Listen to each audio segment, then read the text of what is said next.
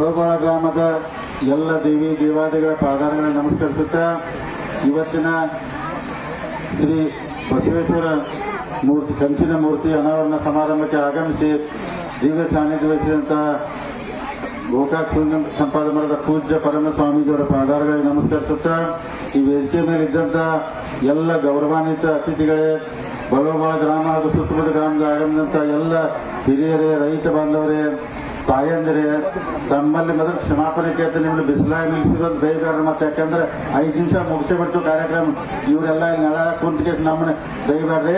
5 ನಿಮಿಷ ಮುಗಿಸಿ ಬಸವಣ್ಣನ ಇಲ್ಲೇ ಓಪನಿಂಗ್ ಮಾಡಿ ಮುಗಿಸ್ಬಿಡೋಣ.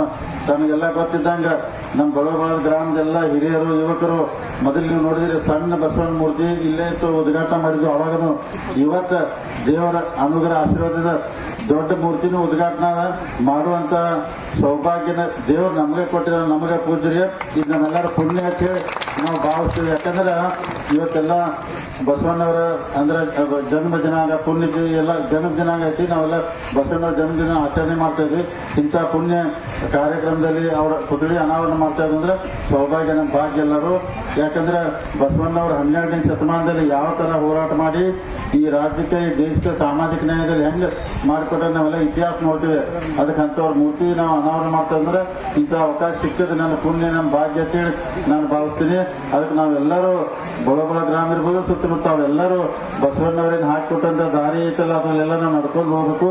ಬಡವರು, ಜನರು, ರೈತರು ಸೇವಾ ಮಾಡುವಂತ ಕೆಲಸ ಮಾಡಬೇಕಂತೆ ತಮ್ಮಲ್ಲಿ ವಿನಂತಿ ಮಾಡ್ಕೊತೀನಿ. ಅದಕ್ಕೆ ಯಾಕಂದ್ರೆ ಕಾರ್ಯಕ್ರಮ ಈಗಾಗಲೇ ಲೇಟ್ ಆಗಿದ್ದರಿಂದ ಅದಕ್ಕೆ ಪೂಜ್ಯರಿಗೆ ಅಂದ್ರೆ ಅನುಮತಿ ತಗೊಂಡು ಪೂಜ್ಯರ ಆಶೀರ್ವಾದದಿಂದ ಮೂರ್ತಿ ಅನಾವರಣ ಮಾಡಕ್ ತಮ್ಗೆ ಅನುಮತಿ ಕೊಡಬೇಕು. ಮೂರ್ತಿ ಮಾಡಕ್ ಪ್ರಾರಂಭ ಮಾಡೋಣ್ರಿ, ಅನುಮತಿ ಕೊಡ್ತೀರಿ.